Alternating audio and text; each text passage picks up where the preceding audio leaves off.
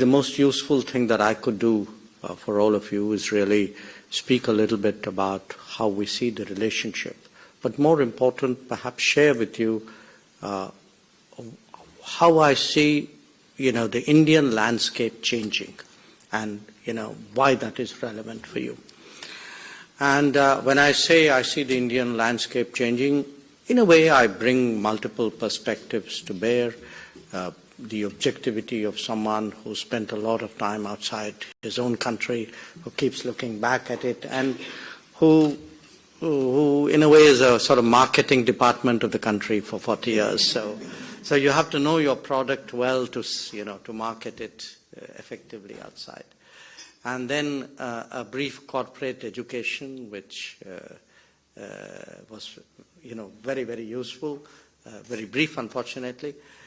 And 4 years as a practicing politician, and believe me, the speed of education there is even faster. And really, when you go around, I would say, to me, the real discovery of being a politician is how much time you spend really on the road. I mean, on the street, and the kind of things you pick up there, and the impact of changes which otherwise you look at it much more theoretically if you're just living in a capital city. But let me kind of dial back a bit, look at the relationship itself, and I think I would very much echo what the Senator said, which is today's world, I think the state of the world creates a very compelling case for India and Australia to do more with each other. For quite a few years now, for more than a decade, I think we can see the direction the world is going in. It's in transition now. That's a very nice word, which pretty much describes anything at any time. But the bottom line is the sense of stability, the factors of permanence in our calculation that we had for many decades have in the last decade, there have been question marks, and there have been question marks. I mean, we can debate it's a good thing or a bad thing, but it doesn't matter. It's happening. And it's necessary for countries like India and Australia here to work more closely to shape the direction in which the world is going. But there's a much more immediate context, and the context is especially that of the last 3 years. There was already this transition going on, and there were, I think, trade concerns, there were financial concerns, and then came the COVID. And the impact of the COVID has been devastating on the world economy. Perhaps we in India and Australia feel it much less.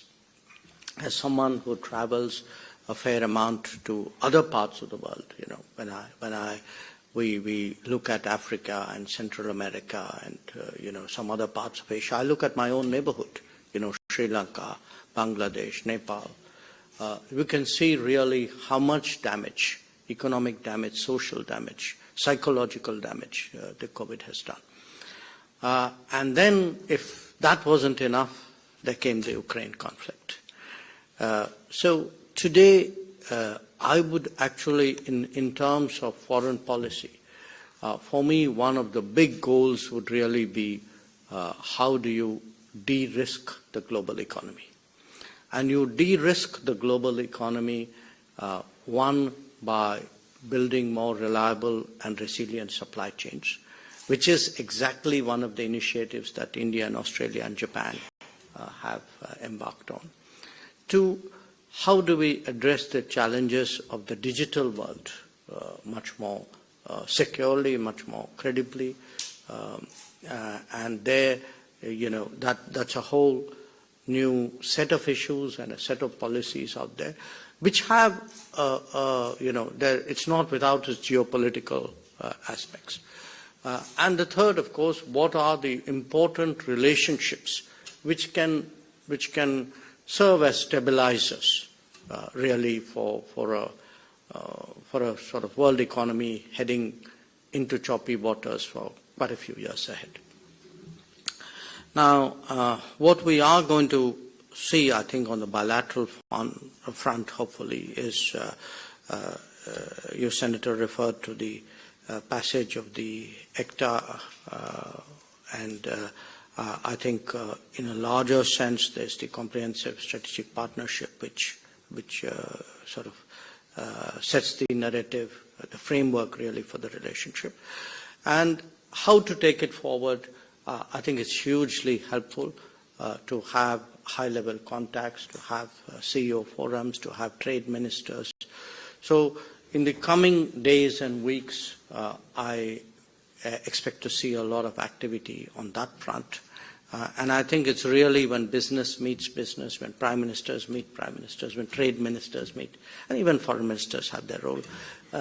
When we all do our business in a much more regular, intensive, constructive manner, I think that's hugely helpful to taking the relationship forward. Now, if I can switch track and speak a little bit about how I see the landscape today in India. We have this annual budget exercise. I'm sure you have your version of it as well. And what the budget exercise does is it's like a public stock-taking of the national economy. And not just we call it budget, but actually the budget has alongside it a kind of an economic, shall I say, an economic strategy and an economic prognosis for a much longer period than just the year which the budget covers. So they come as a package. The budget, of course, course corrects every year for that larger picture. Now, since we're just coming out of the Parliament session last week after the presentation of the budget, I would sort of underline to you today that in India we feel that we, relatively speaking, we have come out of the COVID challenge quite strongly. There's a human cost. All of us know that. I think there's not a single family that I know which hasn't had some kind of COVID loss. But having said that, the COVID period, we responded to it in a way in which it was fiscally sustainable. In fact, a lot of reforms were carried out under the COVID stress. There was a lot of creativity which also was implemented on scale on the field, also because of the COVID pressures. And in many ways, I think decisions which may have otherwise taken us much longer, for example, ramping up our health, the resources we devote to health. I think a lot of these decisions really got fast-forwarded. So the sense today in India really is of a certain amount of economic confidence. A confidence also in our ability to manufacture, to create, to collaborate in many more areas. We are targeting 7% growth this year, but we do expect it to improve over the next 5 years, and definitely we think we would stay in that 7 to 9% range at least for a decade and a half. You can, in India today, see that reflected in the investment climate, both in the flow of FDI, FII, as well as in the investments which the government itself is leading. The capital outlay in the budget this year is actually about a third more than it's ever been before. Now, having sort of made that point that you're really looking at a sort of bullish economic scenario in India, there are a few aspects which I would like to keep at the end of the discussion, because I think it might be useful to dilate upon it at some length.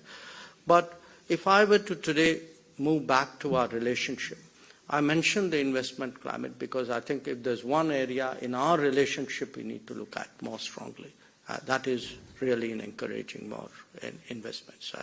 I think the ECTA would definitely is already having a good impact on trade, but if, in a sense, we have to walk on both legs, trade and investment together, because they are mutually reinforcing. So for us, when the CEO forum meets and when the trade minister comes and when the prime minister comes, how do we actually encourage greater investments? That is very much a focus for this visit. In our own relationship, I think the mobility migration aspect of it is very important. We've seen a very substantial movement of Indian talent to Australia. We have roughly in the world, about 1 million students.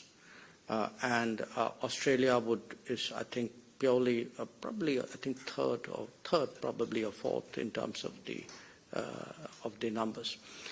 But again, I agree with you. You said it shouldn't be thought of as a business. You didn't use those words, but that's what you meant. And you spoke about the trust side of it, the responsibility side of it. But I would like to also stress the strategic side of it.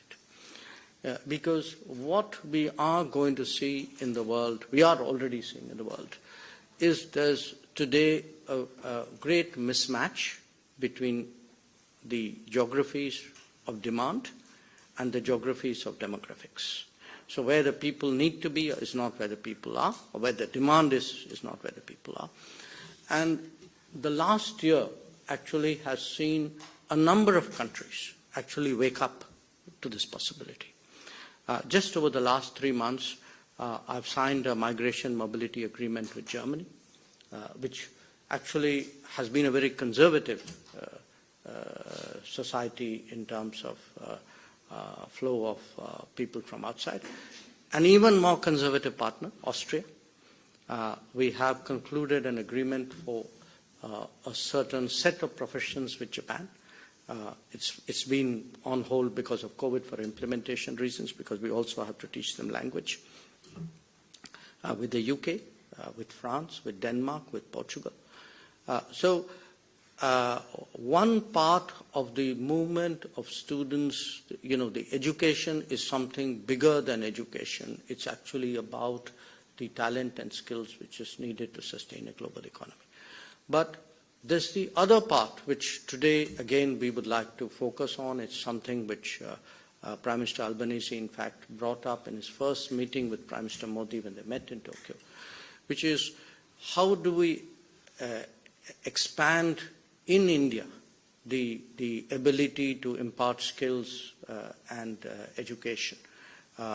And we would very much welcome Australian universities in India to do that, because having people move out physically, we are actually not, we're talking 100,000 people. Frankly, that number is very small compared to what the global demand is. So if we are really going to add a few zeros to that, we need to really get our act together in India, do it very differently, and we can only do that if it is actually done as a global collaboration. And that's why our new education policy envisages a regime which will allow in India for foreign universities to come in some form. My expectation is that there probably will be some further legislation on this subject and some regulations which would facilitate that.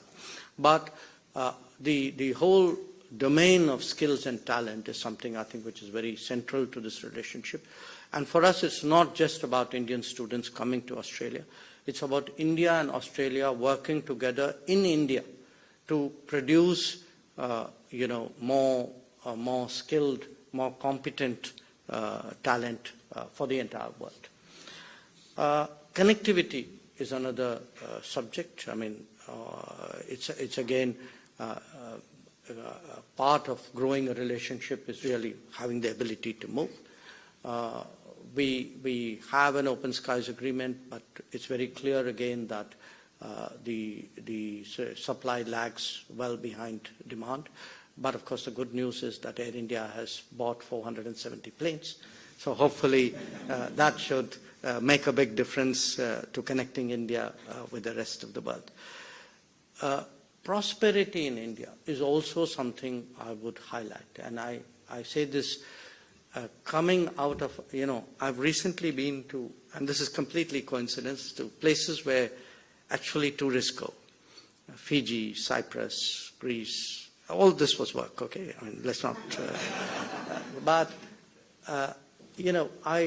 I put it to you that just as we saw in other parts of Asia, what we saw with Japan, what we saw with Korea, with Southeast Asia, China, as there is greater prosperity and as the middle class grows, middle class is a very broad term, but in our own system, today we would say somewhere between a quarter of India, roughly give or take, would qualify for what we would call middle class. But we expect this to actually become something like 2/3 of the country in the next 25 years. And when you have that kind of growth of middle class and the consumption patterns of the middle class and the aspirations of the middle class, I think it's something which any producer of any goods and services which relate to middle class demand should be looking at. And the countries which clearly are early movers here would draw a lot of benefit. Another subject, of course, which has been getting a lot of attention is climate action. And again, if you want to see big things done on scale, serious things done on scale, India is in many ways the place to be. A lot of the story of the last 7-8 years has been about solar. I think you're going to see a big spike in wind and obviously in hybrid energy. But there is now, I think, a growing focus on green hydrogen, green ammonia. And again, this is a global phenomenon. I think one of the unintended fallouts of the Ukraine conflict is a de-risking from fossil fuels. So green hydrogen actually probably has got a great boost because of the uncertainties of how pipelines and production contracts have been leveraged. Now, I'd just like to conclude by highlighting four developments in India, which I think today are very important to understand because they capture the change in a way. One, that we have, we use this term Make in India. Make in India is a term which is really meant to highlight the importance of setting up production, of collaborating with Indian companies. It is not autarkic. It is collaborative. We want our partners to come, but we would like them to make in India because we believe we offer a lot of advantages there. And the Make in India, in many ways, is today given a practical shape through, in many domains, through what we call production-linked incentives.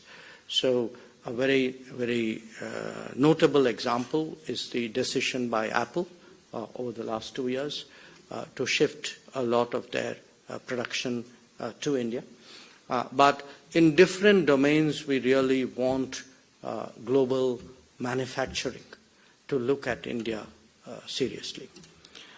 The second is, in a way, an invented in India, that you are going to see more products, more services, more technologies, which are going to come out of India. And if I were to, one example was even during the COVID, the fact that there was, among the vaccines which came out was a vaccine which was invented, well, more than one vaccine which was invented in India. But here, if I were to pick an example, I think you will get really deployable 5G technology coming out of India this year. Certainly, I think, given what I said about trust and transparency in the digital domain, I think this is something which will be of great global interest. The third pertains to a long-standing problem we have, a complaint about our infrastructure. Again, if you come to India today, physically you can see the infrastructure position change. I mean, you travel in India, go to any Indian city, there's some building going on, there's a sort of an energy and actually it's like, worker bees at it all the time. And here the change has been an integrated infrastructure policy. Now, you might think that's not a big deal, but for us, frankly, one of the reasons why we had not done well on infrastructure was it was done in a very siloed manner. So the railway guys did their stuff, the roads did theirs, the power guys did theirs. So today the idea that there's a kind of a master plan, you can say, of doing it in a consolidated, collaborative, interdepartmental, interministry, cross-business way, it's something we call Gati Shakti. And that's having it's actually making infrastructure building, because these are some of the challenges are, anybody who's lived in India will understand, right of way, for example, getting the land acquisition done on time. These are the kind of hold-ups which we've long had, and that's being addressed very effectively.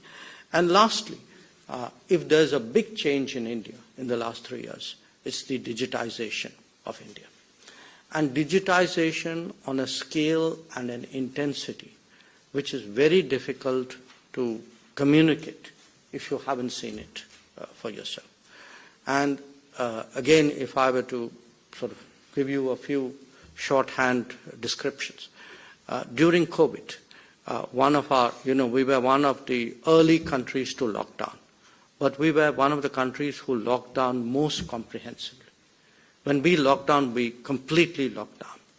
And the challenge was, how do you feed, what happens to people in the informal economy, people who went back to their homes during this period. So it was a socio-economic challenge. To some degree, it was a political challenge. And it was actually the time when the digital backbone was tested. And we had these two programs, one of giving free food, and till 31st of December last year, beginning from May of 2020, we were actually delivering free food to a little more than 800 million people. And 800 million people confident that it was actually going to them. Unlike earlier days, it wasn't that it was getting siphoned off, coming into the market, middlemen were taking stuff. The digital was actually ensuring an integrity of delivery and transaction that would not have been possible. Equally, on the financial side, because we had encouraged people to open bank accounts, sometimes bank accounts with no money in them. But we were, again, during the same period, putting in money into the bank accounts of 415 million people who were the lowest income in the country. And if you ask me, how did you get through COVID? I cannot overstate the importance of actually financially supporting people and feeding people and ensuring that this works on the ground. But it's not just the crisis interventions which are a validation. This has now become the basic governance mechanism today to do socio-economic delivery. So if you look, we are trying to demonstrate that we can construct a comprehensive social welfare system, even at our scale of income. And our scale of income is $2,000 per capita. And we can do that, really, by, really cutting the overheads, making sure that in a sense that the programs are very targeted and therefore very, very efficient. So if you look at most of our delivery programs today, the social programs, we have really in the last 4 years been able to get about 500 million people covered by health schemes, about the same number covered by pension schemes. There was a program to replace firewood with cooking gas, and the cooking gas, initial lot of cooking gas you get free of cost. Now that program was as big as 80 million people. We have a housing program.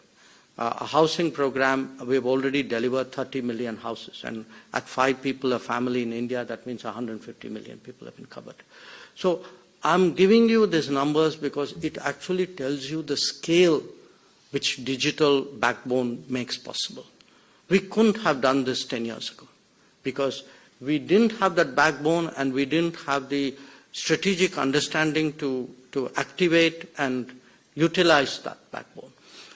And you can see this in the lifestyle of people as well. I mean, today, if you look at education, so much of it today is digital. Look at shopping.